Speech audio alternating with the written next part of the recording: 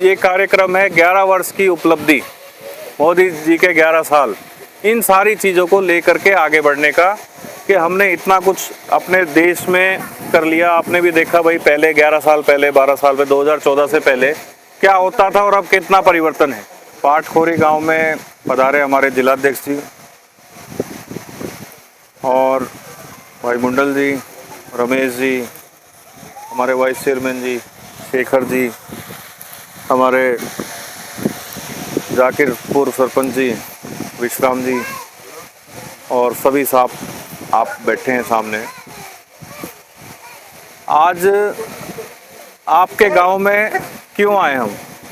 भाई आपने भी सोचा होगा कि उसने फ़ोन करके बुला लिया, कोई आ रहा है, जिलाध्यक्ष जी आ रहे हैं, तो आपका ही गांव क्यों चुना? गांव तो बहुत सारे थे, 445 गांव हैं ज़िले में, तो हमने पाटखोरी गांव ही क्यों चुना? पाटखोरी गांव इसलिए चुना कि शेखर हमारा पार्टी का कार्यकर्ता है इसलिए नहीं। हमने पाटखोरी गांव में जो एक विचार को लेकर के हम चल रहे हैं कि पिछले 11 सालों में हमने जो काम करा है, उन सब का डाटा, उन सब का एक एक कागज़ पत्तर सब हमारे पास है।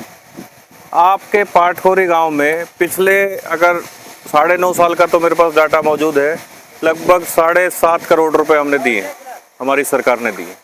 अब 7.5 करोड़ में यहाँ पे क्या विकास हुआ है, क्या नहीं हुआ, वो देखने के लिए हम,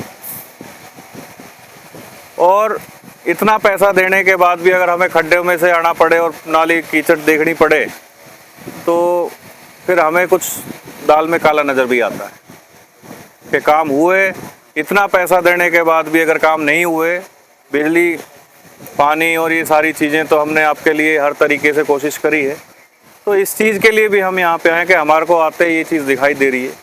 कोई बात नहीं, अब जो भी है, जैसे भी है, जिस तरीके से भी है, मुख्य उद्देश्य तो हमारा यही है। इसके साथ साथ पार्टी मोदी जी के जो 11 साल हुए हैं, उनकी उपलब्धियाँ, आपके गाँव में इतना पैसा दिया, कितनी नौकरी दी, कितने बीपीएल कार्ड हैं, कितने राशन कार्ड बनाए गए, कितने विधवा पेंशन आ रही हैं, वो सारी चीज़ें हमने इलेक्शन के समय भी आपको दिखाई थी।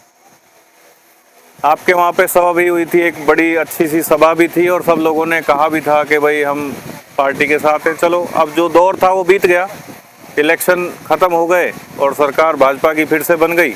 बहुत से लोगों को तो यकीन ही नहीं था, लेकिन अब आज हम जो यहाँ पे आए हैं वो आपको इस चीज़ का भी एहसास दिलाने आए हैं कि अगर आपके गांव में, आपके क्या किसी भी गांव में जहाँ जहाँ हम जा रहे हैं, कहीं कोई कमी अब भी बच गई हैं या रह गई हैं, उन सारी चीज़ों को फिर से एक बार मिल करके गाँव वालों के साथ इन चीज़ों को उठाना हम शुरू करें। अभी आपके गाँव से कंप्लेंट थी, कुछ राशन के डिपो होल्डर की गड़बड़ कुछ रहती थी, वो भी सुधार हो जाएगा उसमें। इसके अलावा कुछ रोड आपका ये बन ही रहा है, आप खुद इस चीज़ को भी मॉनिटर करें, ध्यान दें, वो रोड बन रहा है वो सही बन रहा है, नहीं बन रहा, और नहीं बन रहा तो उसकी शिकायत दें, वो काम ठीक होगा। हम क्या है कि भाई वो करा रहा है, फलाना करा रहा है, और हम बैठ के देखते रहते हैं, बाद में कहते हैं जी अच्छा नहीं बना। जब मौके पे कोई चीज़ बन रही होती है तो हम गांव के लोग तो जाके कुछ कहते नहीं, बाद में जब वो बन जाता है और वो ख़राब होता है फिर कहते हैं भी सरकार ख़राब है।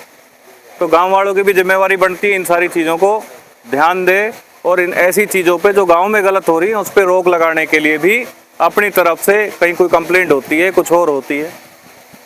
आपको ये भी पता होगा, यहाँ पे मनरेगा के नाम में बहुत बड़ा सिस्टम चल रहा था, मनरेगा के नाम से बहुत सारी गड़बड़ियाँ चल रही थी, वो सारी बंद कराई।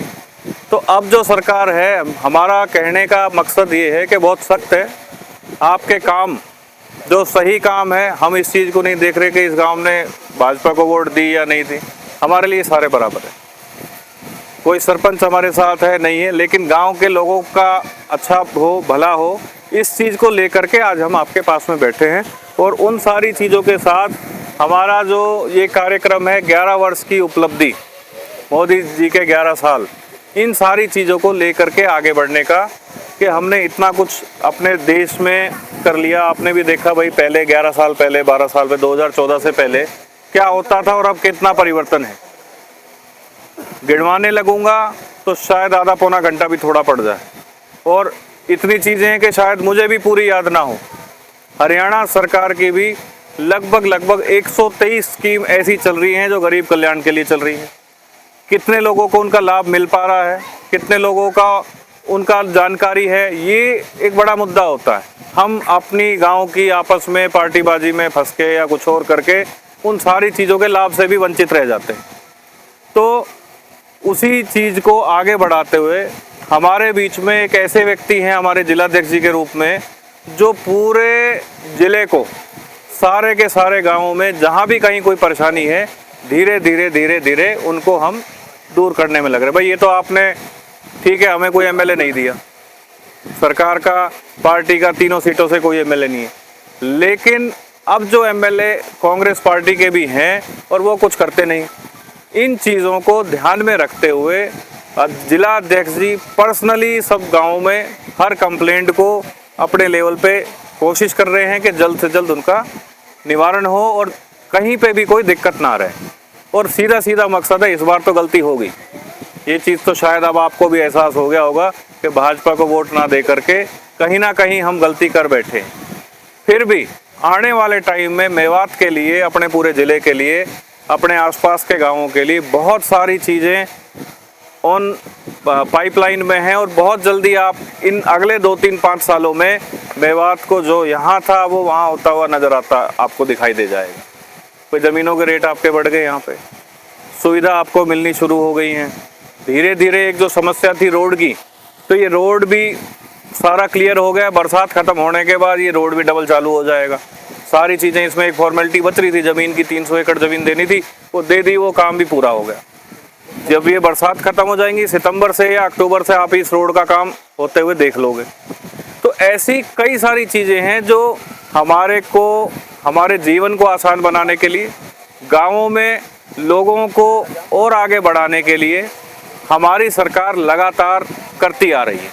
और आप तो हमारे पड़ोसी हो भाई, सामने रहता हूँ मैं तो आपके। वैसे भी कहीं कोई दिक्कत है, कुछ हो रहा है, अगर आपको लगता है कि वहाँ पे लिख के दे जाया करो भैया, तो हर चीज़ को आपकी परेशानी का हल कराने के लिए बैठे हैं।